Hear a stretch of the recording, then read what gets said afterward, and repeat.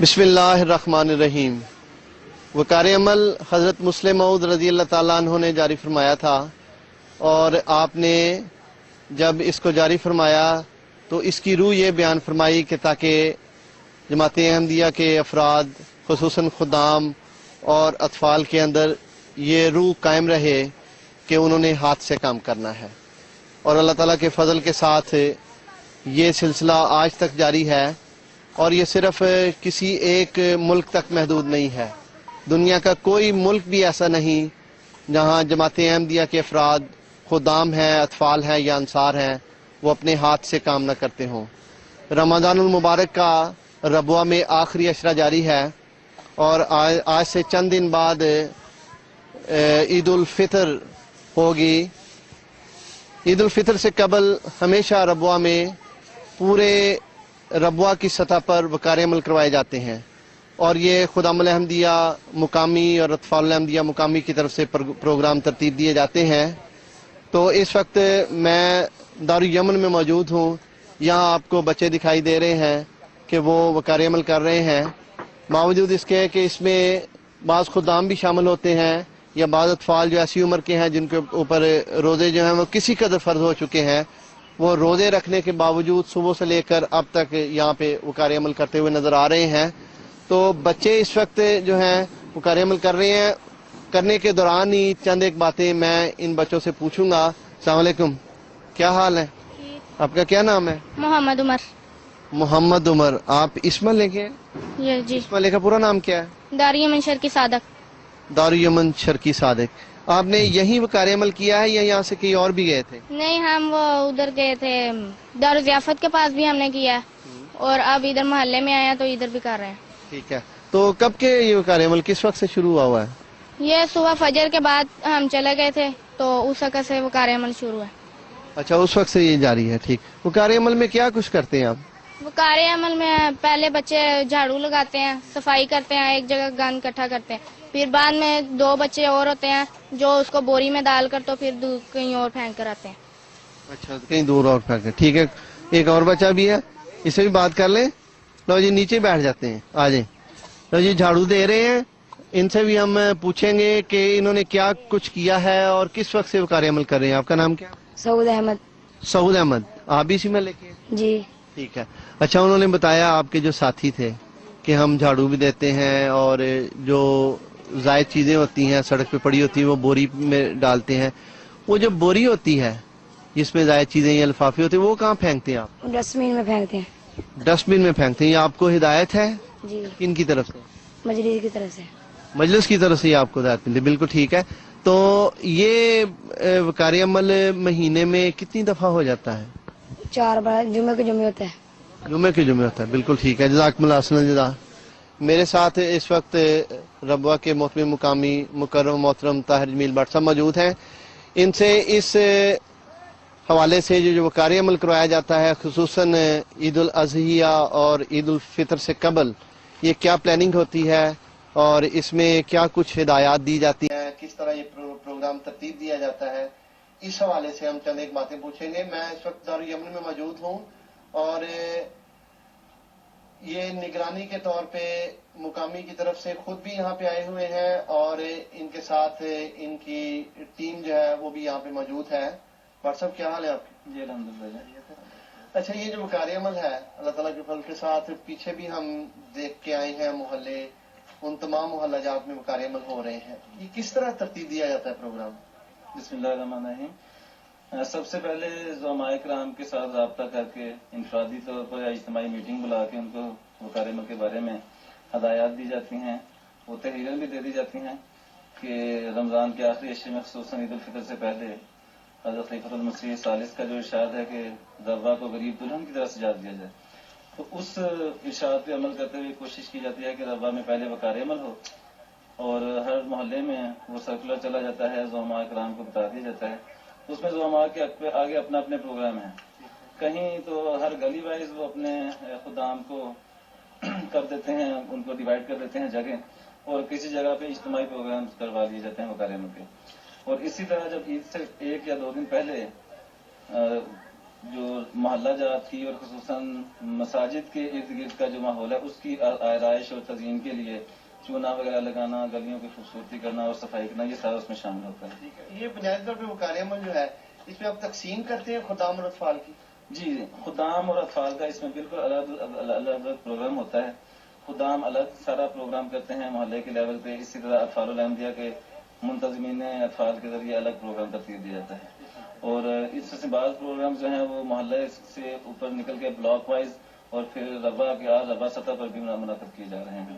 جو ہی عید الفطر کا چاند نظر آتا ہے تو ربوہ گاہ میں تمام خدام اپنے اپنے حلقہ جات میں آرائش کا کام شروع کر دیتے ہیں. اور اس میں اس وقت ہم طاہر آباد جنوبی میں کھڑے ہیں جہاں کے خدام آرائش کا کام کر رہے ہیں. آرائش میں یہ ہے کہ صفائی وغیرہ اور اس میں چونا وغیرہ ہم لگاتے ہیں سڑکوں کے ارد گرد راستوں میں، مساجد کے آنے والے راستوں میں. خاص طور پر عید الفطر میں یہ ہوتا ہے کہ مساجد میں لوگ آتے ہیں عید کی نماز ادا کرنے کے لیے، اور ہم اس راستے کو رائش کے ذریعے، چونے سے ذریعے اور ماربل پاؤڈر کے ذریعے سے سجاوٹ کا کام کرتے ہیں. ہر حلقہ جات نے اپنے اپنے حلقہ میں کام کرنا ہوتا ہے.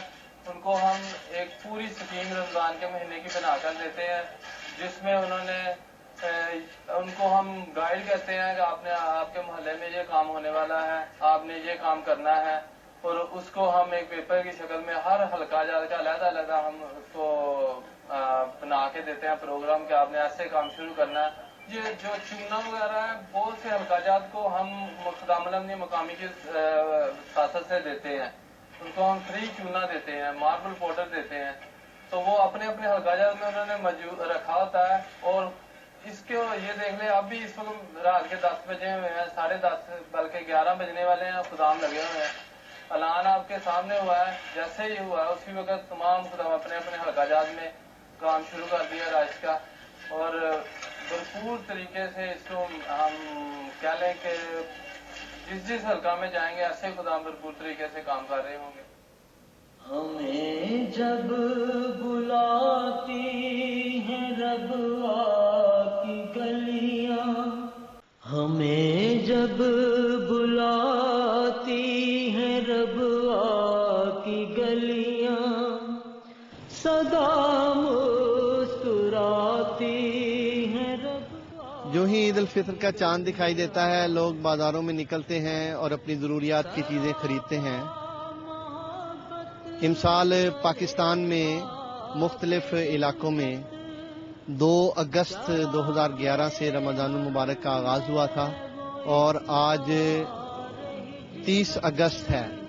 گویا 29 روزے ان سال ہوئے ہیں اور 29 روزوں کے بعد آج پاکستان کی طرف سے یہ اعلان ہوا ہے کہ عید کا چاند نظر آ گیا ہے. اس لیے کل 31 اگست کو عید الفطر منائی جائے گی.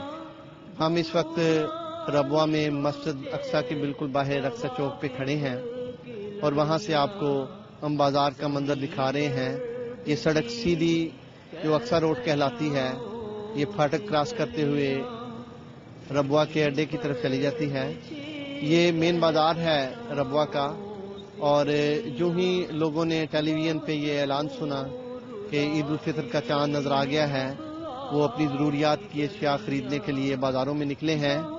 ویسے تو عموماً لوگ زیادہ تر شاپنگ جو اپنے باورچی خانے سے تعلق رکھتی ہے وہ عید سے ایک دن پہلے صبح ہی کر لیتے ہیں. لیکن جو ہی عید کے چاند کا آتا ہے تو یہ روایت بن چکی ہے کہ لوگ کچھ نہ کچھ چیزیں جو رہ گئی ہوتی ہیں وہ خریدنے کے لیے بازاروں کا رخ کرتے ہیں. چنانچہ اس وقت بھی ربوہ میں یہاں جو مین بازار ہے لوگ دکھائی دے رہے ہیں. ایک رش ہے، گہما گہمی ہے. لوگ اپنے گھروں سے نکلے ہیں اپنے بچوں کے ساتھ یا مستورات کو لے کر. تو یہاں پہ جو ان کی شاپنگ رہ گئی ہے کل کی عید کے لیے وہ کر رہے ہیں. اس میں بچے بھی شامل ہیں اور بچوں کے لیے لوگ نئے جوتے خرید رہے ہیں اور اس طرح بعض دوسری ان کے لباس کی چیزیں ہیں جو خریدی جا رہی ہیں. اس طرح بچیوں سے جو تعلق رکھتی ہے چیز وہ چوڑیاں بھی ہیں اور اس طرح ان کی زیبائش کی مختلف چیزیں ہیں انگوٹھیاں ہیں اور مہندی ہے، جس کے بغیر عید الفطر یا عید الاضحیٰ جو ہے وہ نامکمل رہتی ہے. تو ہم کہہ سکتے ہیں کہ جو عید ہوتی ہے اس کا بہت زیادہ گہرا تعلق بچوں کے ساتھ ہوتا ہے، کیونکہ بچپن ایک ایسی عمر ہوتی ہے جس عمر میں یہ سارے شوق انسان کرتا ہے. اور اس میں بھی اگر بچیوں کو دیکھا جائے تو بچیاں زیادہ شوق سے عید کی تیاری کرتی ہیں. اس میں نے جیسا کہ آپ کو پہلے بتایا کہ بازار میں بھی دیکھیں بچیاں جو ہیں وہ چوڑیاں بھی خرید رہی ہیں، اس طرح زیبائش کی دوسری چیزیں جیسے انگوٹھیاں ہوتی ہیں وہ خرید رہی ہیں، نیکلسز ہوتے ہیں وہ خرید رہی ہیں، اور اس طرح مہندی جو ہے جس کے بغیر عید نامکمل ہوتی ہے وہ بھی خریدی جا رہی ہے. یہ ایک ایسی رات ہوتی ہے جس رات میں لوگ ایک دوسرے کے گھروں میں تحفے تحائف بھی بھیجتے ہیں، اور یہ بھی اللہ تعالیٰ کے فضل کے ساتھ ایک بہت اچھی روایت ہے. تو لوگ تحفے بھی ایک دوسرے کے گھروں میں بھیجتے ہیں، اور ان تحفوں میں جو کھانے پینے کی چیزیں ہیں اس میں سب سے زیادہ اہمیت جو ہے وہ مٹھائی کو دی جاتی ہے.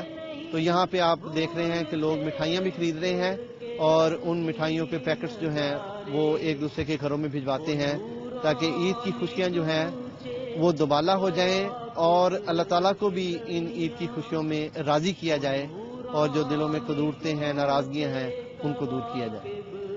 براہیمیت وار قدسی سبھاؤ، مکی ماہ پہ کر مقابر پارے، نہیں بھولتے اس کے ابدی نظارے، نہیں بھولتے اس کے ابدی نظارے.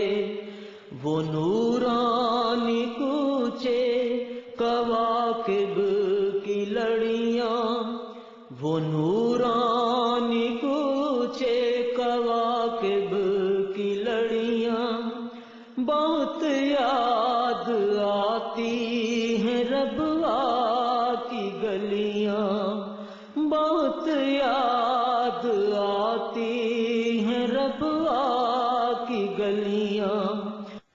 وہ قصر خلافت، وہ کوہسار و وادی، وہ مسجد مبارک، وہ حق کی منادی، پرندے شجر دھوپ کوئل کی کوکو، وہاں زندگی تھی بہت سیدھی سادی.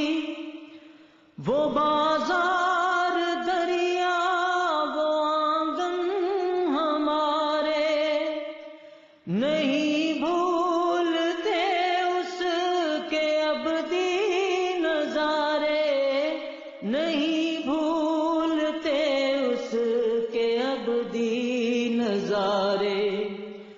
وہ نورانی کوچے کواکب کی لڑیاں، وہ نورانی کوچے کواکب کی لڑیاں، بہت یاد آتی ہیں ربوا کی گلیاں، بہت یاد آتی ہیں ربوا کی گلیاں.